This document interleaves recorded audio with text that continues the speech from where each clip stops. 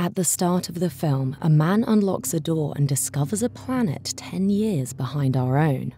There are inverted skyscrapers, high-tech automobiles, and technology that is 1,000,000 times more sophisticated than in any other country.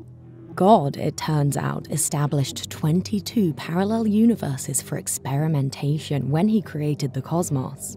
Some of the other planets are depressing, with only violence and misery, while others are normal. Then there are planets with sophisticated technology and happier inhabitants. Except for the gatekeepers, no humans from any planet are aware of the existence of parallel universes. They are the supernatural entities responsible for scrutinizing those who travel between worlds. And Kirill is one of them. But before he was anything like that, he was simply a regular guy. He was originally a human from our planet. The scene transitions to a few days ago, when Kirill arrives home from work to find an unknown lady in his flat. Before Kirill can ask what she's doing there, the lady introduces herself as Rena. He wants her to leave his house right away, but the woman, to his surprise, claims ownership. This perplexes and enrages Kirill, resulting in an altercation between the two. The cops are soon summoned. Kirill eventually gains access to their property, but to his surprise, the entire home has been altered from the inside, and his neighbors do not know him. Rena produces some paperwork to indicate that the house is hers. The cops eventually tell Kirill to leave the premises, and he grudgingly accepts. Kirill, dejected, returns to his workplace with a friend for a work party. It has been disclosed that he recently built a successful game, as a result of which Kirill's company has secured a new commercial arrangement. Kirill's supervisors are quite pleased with him and have expressed their gratitude for his efforts and contributions to the organization. When he returns home, he meets an odd woman. Kirill leaves and travels to his buddy Kotya's residence, unable to show his ownership. While checking for his property paperwork on the internet, he tells the person about his incident. The next day, after gathering all of the proof, he presents it to the National Committee. Just as he believes the problem is about to be resolved, he discovers that the government office's database contains no record of his name. Kirill then returns to his office to hunt for proof of ownership, but no one recognizes him. Not even the individuals who praised him for developing the game the night before. Kirill, enraged, causes a commotion in the office and is escorted out. Soon after, he turns to his friend Kotya, the only person who recognizes him. Kotya is equally perplexed by what is going on with Kirill and proposes that he meet with his parents to prove his identification. Kirill goes to meet his father, but he refuses to recognize him, stating that he does not have any children.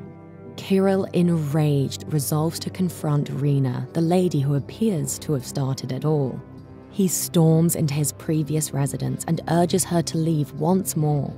This naturally leads to an argument, during which Kirill threatens her with a knife. Rena seems unmoved, as she has Kirill point the knife at her tummy. Kirill believes she is scaring him, but is astonished when she stabs herself in the stomach. Rena dies as Kirill struggles to make sense of what has just transpired. Soon after, the police arrive and arrest Kirill on suspicion of killing Rena. Finally, the scene returns to present. Surprisingly, instead of transporting Kirill to the police station, the officers let him go without charging him. On his phone, he then receives a text message instructing him to travel to a local lighthouse. He decides to follow the directions because he is trapped on a dark street. Kirill spends the night inside the lighthouse, which is in ruins. When he wakes up the next morning, the lighthouse is as good as new. He also notices that the environment outside the lighthouse has altered, as if he had been transported to a different location overnight. A courier man arrives at the door carrying a stack of books, and Rena enters through another door. Kirill is taken aback since he thought Rena had died. The lady directs Kirill to meet the courier before informing him that he is in another world, a parallel realm to his own. She discloses that the title of this realm is the same as the title of his video game. This is when we learn that when Kirill constructed his game, he unintentionally opened a portal to another planet. Rena then shows Kirill the entire globe via a door, which appears just like Kirill's reality. She informs him that he must live in his new realm now that he has established the gateway. Rena has made Kirill's life simpler by erasing his identity and letting everyone forget about him. She also discloses that thousands of other universes are parallel to one another. Some gates have already been opened, while others are yet to be unlocked. Rena and her friends seek humans with exceptional abilities who can open portals to other worlds, and Kirill is one of them. Only a few individuals are aware of the existence of parallel universes, and those who are knowledgeable travel to and from various worlds via a tower known as the Traveler. Kirill inquires as to how she knows all of this and what her true identity is. Rena responds that she is not a human, but a super being, and that Kirill has become similar to her. Kirill now has the ability to manifest whatever he wishes inside his tower, in addition to his superpowers. He has been appointed as a customs officer and is responsible for inspecting people traveling from other planets to the world he created through the video game. She instructs him to study the book provided earlier by the courier guy in order to become acquainted with his abilities and responsibilities. Kirill, on the other hand, refuses to accept this and insists on returning to his previous world. Rena, who anticipated him to act this way, cautions him that no one would ever recognize him in his environment. Furthermore, he is a felon who will be jailed for her murder if he returns. Kirill brings Kotya to his tower after Rena has left and tells him what happened to him. Travelers continue to come as Kotya attempts to make sense of things. Kirill's ex-girlfriend, Anna, also shows up with her date, Anton, who is a superhero. Anna recognizes Kotya, but does not recognize Kirill. Kirill surprised his love, Anna, outside her home the day before he was forgotten in his world. While Kotya was filming them, Anna, on the other hand, was irritated since Kirill seldom had time for her and was always busy working. Furthermore, Kirill had forgotten that Anna's birthday was the day before. Anna refused to give him another opportunity, and their relationship came to an end. Back in the present, Kirill reluctantly permits Anna and Anton's journey, and the two depart. Kirill decides to follow them with Kotya for a few minutes to observe where the pair go. Unfortunately, the two are attacked by a doll-shaped robot that is attempting to stop them. This allows Kirill to unleash his superpowers and effortlessly destroy the robot. Kirill finds a dying woman named Rosa in the same building. She begs for water, and Kirill rushes to get it for her. Rosa's wounds heal quickly after drinking the water, and she recovers. She then discloses that on this planet, water can cure any sickness. Even if someone is dying and drinks water, they will recover instantaneously. Rosa is also revealed to be a customs inspector who arrived on our planet when she was 27 years old and has since stopped aging and become eternal. Kirill returns to the tower and falls asleep after a brief conversation with her. When he awakens, he discovers that another portal has opened overnight, transporting him to a fresh and magnificent realm. Kirill chooses to visit the seashore directly outside his tower. Rena and the members of the secret club will soon arrive to explore this newly accessible realm. Rena gives Kirill a locket and informs him that he may only venture out 15 kilometers from his tower from now on. He may perish if he attempts to walk beyond that point. Kirill chooses to go visit his parents, who are 13 kilometers distant from the tower after Rena and the others leave. He is aware of the dangers of traveling so far, but he does it nevertheless. Kirill's body weakens as he drifts away from the tower on the train to his parents' residence.